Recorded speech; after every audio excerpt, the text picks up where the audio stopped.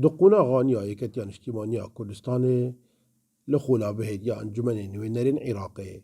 اركو كارن اندامن في خولا برلمان عراقي بصناهينا بيتن ببي برجنگ نها وروشا عراقي وهريما كردستان تدا دبوريتن چندين آستنگو بربرست لهمبر هردو حكومتان هنا لورا لآيندي بيتيفيا اندامن ايكتيان اجتماعية كردستان لبرلمان عراقي كاري وان چبيتن رأيم براستي أبد زاري قناغا كقلك سغد بلا بغدم بباش شهر وكو زارا وكو سياسة سلوك مامزار لرابردودا يكتي لبغدا بلاس دورة زور كاريجر وها ودورة باشي وها حتى مالا رابردو احتمال خارج ما وكو متهم كردني قلت اني كتير لقى بغدا علاقات خوش ما وكو او يحسب كردني وكو او دا كلام هلا سياسة سلوك مامزار بتسن السياسة قديم بيتن دفاع كسر صغب كان لقوتي خارجي لبودزي بودزو موتي خارجي براستي ام داخواست دکن یعنی بخولا به تا پارلمان عراقی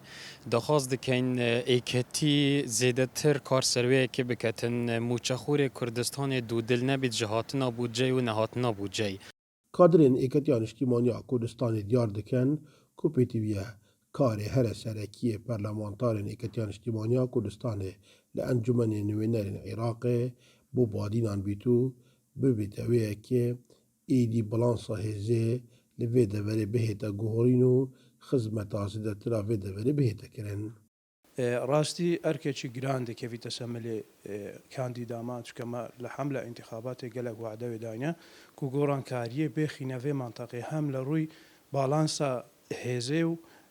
و تسباندنا فرا حزبایتی و منطقه يعني أركل لسرملة كانديداما كبهمش ويجي كار بكت بو خدمت كردنا في منطقة دا بالانسا هزه بيجاري به تقورينو فرح حزبایتی لوی منطقه بتثبت بيجاري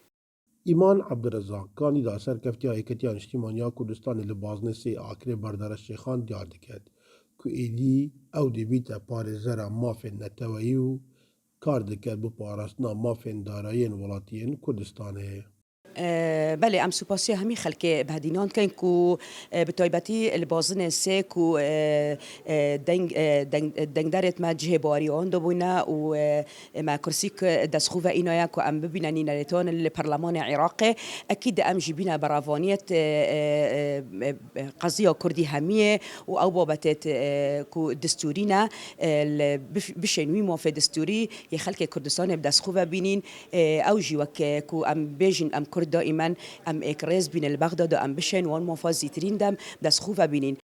ایکتیان اجتماعی کردستان هر دم پارزر راستقینه سروریا هرمه بویو کارن ویجی ده خدمت ولاتین هرمه برکا دستوری و مافن دارایی لسالنبوری بلگهن و راستینه. اسماعیل سعید